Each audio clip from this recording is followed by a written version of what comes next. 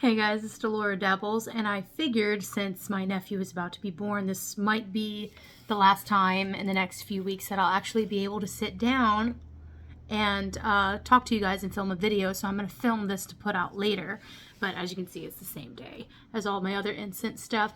But I want to take you guys through my collection of resins. Most of them are resins. Some of them are herbs and things like that. Here we go. So, and I'm going to try and tell you guys the, scent profiles of these things. But I need to probably boost this up, change the camera angle a little bit. All right. Ta-da. This is actually a wooden advent calendar, right?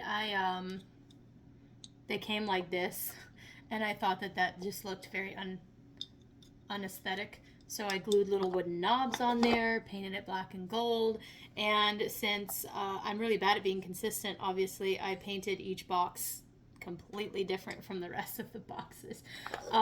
This one has a spoon.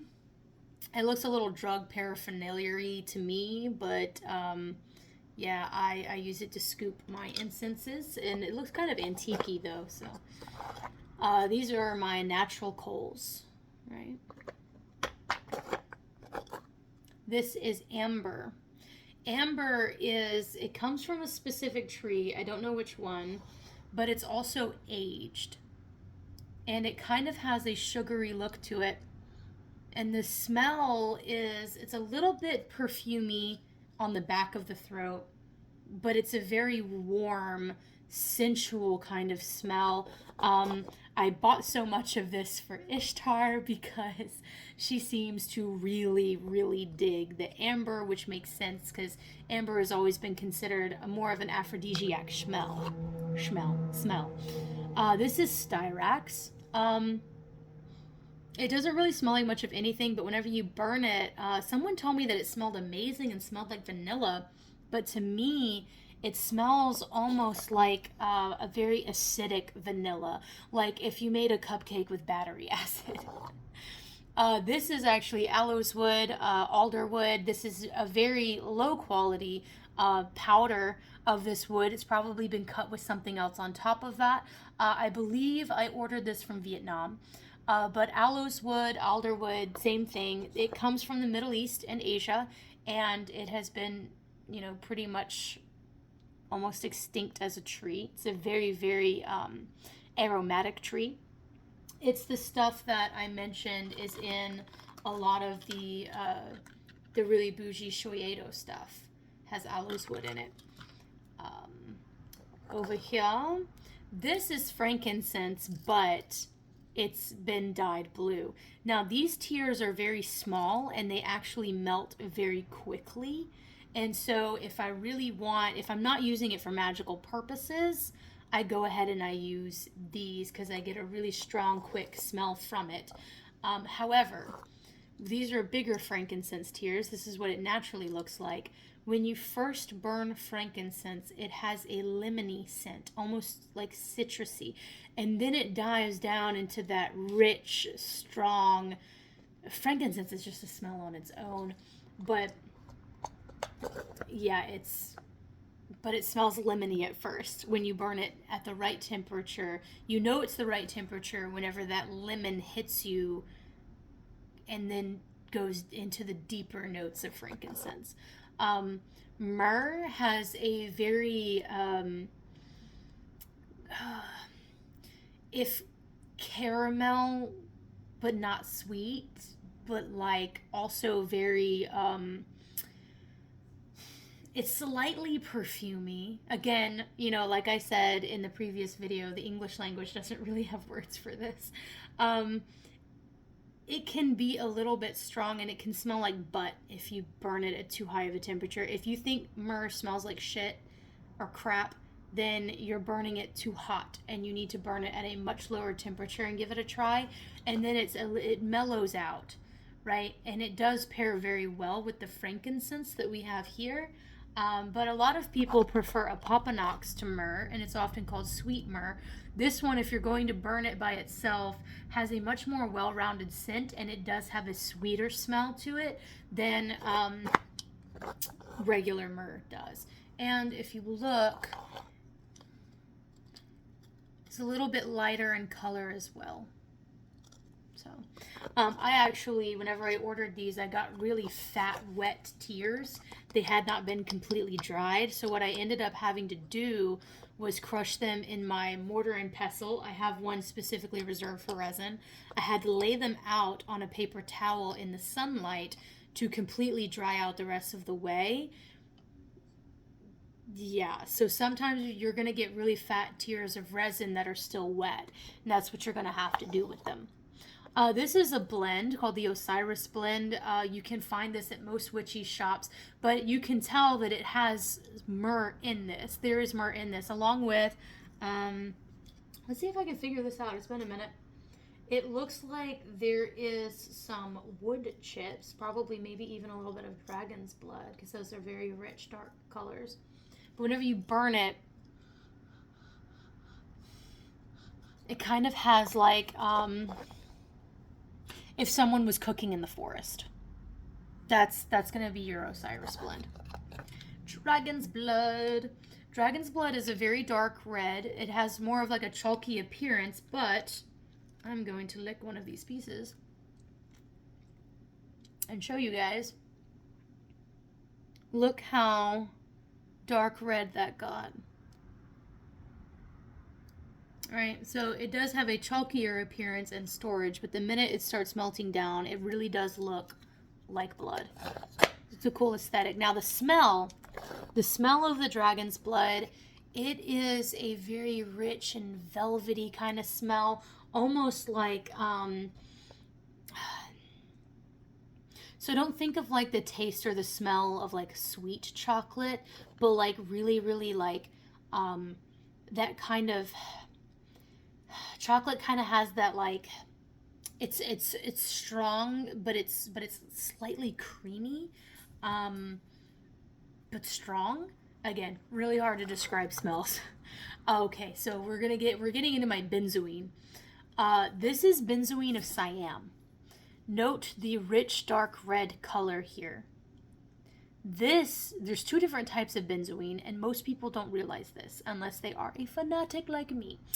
This has a very rich kind of like bubble gum, and it's warm like cinnamon, but it doesn't smell like cinnamon. But whenever you smell cinnamon and there's that warmth in it, it has that warmth that cinnamon has without that cinnamonness to it. It's more of like if bubble gum was really, really warm. It is one of my favorite smells in the whole wide world. I cannot get any more of it since the pandemic, which is a shame. Then you have benzoin of Sumatra. To me, benzoin of Sumatra has a very strong perfumey smell, and not perfumey in the good way like amber, but perfumey in the bad way like I just don't burn it that much, unfortunately. It's just got such a... right? I also have some really low quality benzoin down here that I'm going to go ahead and pull out and show you guys. I kept hassling the owner of the Magic Cauldron to get more benzoin, and this is what he could get. This is all he could get. What this is this has low quality benzoin of Sumatra mixed in with some it's mixed quality benzoin. Basically, if benzoin is very high quality and comes from a specific region with specific minerals in the dirt, it's going to smell a certain kind of way. And that's the Sumatra. It's the very high end benzoin. Your lower end benzoin is going to be Sumatra or this, right? These lighter pieces are going to have a very, very weak benzoin of Sumatra smell. But these really tiny dark red pieces here, no, that's not the one I was trying. Damn fingernails. This one is going to smell like a less potent version of the benzoin of Sumatra. And here's another tier that's going to smell really, really nice. So what I do is I sort through these depending on what I want. But even these big white ones have a more mellow scent than some of this benzoin of Sumatra that I bought. Anyway, moving on, this is gum mastic. This burns at very high temperatures, and like frankincense, it has that underlying richness, but a different scent than frankincense. And again, those smells are so different from anything that you smell on a daily basis, it's hard to describe. But if you enjoy frankincense, you might enjoy gum mastic. It's a similar richness. These are sandalwood logs, and these are combustible. You can set them up and just burn them. This is more high quality sandalwood. Oh man, and like sandalwood, okay. This sandalwood specifically, because there's so many different types of sandalwood, guys. That's another thing. Most people won't tell you what type of sandalwood it is. You're going to have to smell it. This that I have right here, it's very sweet. It has that perfumey hit on your throat, but not in a bad way, kind of like amber. Yeah, it's just, oh. It's delicious. I don't know what else to say. We're going to back up a little bit. I should probably put another book here. Haha, that works a little bit better. So we're getting into the nether reaches. This is the forest blend, and I swear to God, it smells just like a wet forest. You can find these at different witchy shops. They're just blends of crushed resins. This is what you would call a dry blend. And whenever you burn it, I don't know what all is in it. I know that it has some copal in it for sure. But there's some other things in here that I'm just like, you burn it and you smell like you're in a forest. It doesn't even smell like you're burning anything. You're just in a forest, right? This is white copal. White copal has that really fresh smell, like it just rained fresh smell. And that's going to be more of like the after smell that it leaves. While it's burning, it's going to have that richness in it that the gum mastic and the frankincense has, right? But it's not overpowering.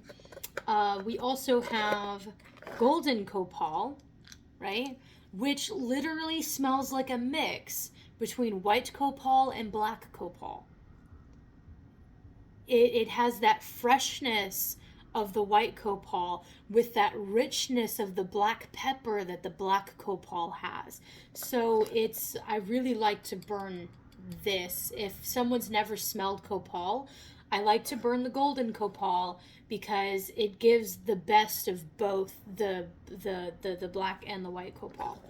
This is black copal. It's a very, very strong smell, and even in the box, that's interesting. It's been sitting in this box for a while, and the mixture of the smell from this cheap wood and the copal smells like pickles. Okay. That's not what it smells like when you burn it. Okay, I digress. That's really funny. It's got to be the mixture of the copal with the wood, because copal does not smell like vinegar in any way, shape, or form. This smells like a very rich black pepper. But like, if you burn black pepper, it smells like shit. This is like if you, like, you know, whenever like you freshly crush black pepper and you eat something with that freshly crushed black pepper, imagine that taste, but in your nose, and like more potent in a good way. Not like black pepper in your nose, because that's going to make you sneeze, but like how black pepper has that smoothness of taste. This is like the black pepper has a smoothness of smell. It's another one of my favorites. Oh, that's that low quality benzoin. Licorice root. I used to use a lot of licorice root in teas. I'm getting more into my herbs. This is St. John's wort. Do not make a tea with St. John's wort unless you are ready to feel spacey as fuck. Mugwort. Same shit. Be careful making teas with that. And then, yes, this is another type of amber that I have. This amber basically smells very similar to the other amber that I showed you guys up here, right? But this amber is still very wet. And amber does tend to be more of a wet resin on average. But it's that very, very warm, perfumey, like, and it's warm in like the most sensual way. If you've never had amber incense, you should burn it. Oh, and I have an empty one. The one empty box in my whole thing. I do hope that you guys enjoyed this. And looking at different resins, maybe it will give you an idea of where to start looking. And I will say that the voodoo shops here on the Gulf Coast have a surprising amount of resins in them. So you don't need to be a voodoo practitioner to go into a voodoo shop. I know that some people, especially in the South, are very either overly reverent of voodoo shops or want nothing to do with them. If you go into a voodoo shop and you say, hey, do you have any Copal, right? They're going to be like, oh yeah, we have Copal on the wall. But if you go in there and you say, hey, I'm looking for black Copal, they're going to be like, oh yeah, it's right here. And they're going to be like, so what are you using that for?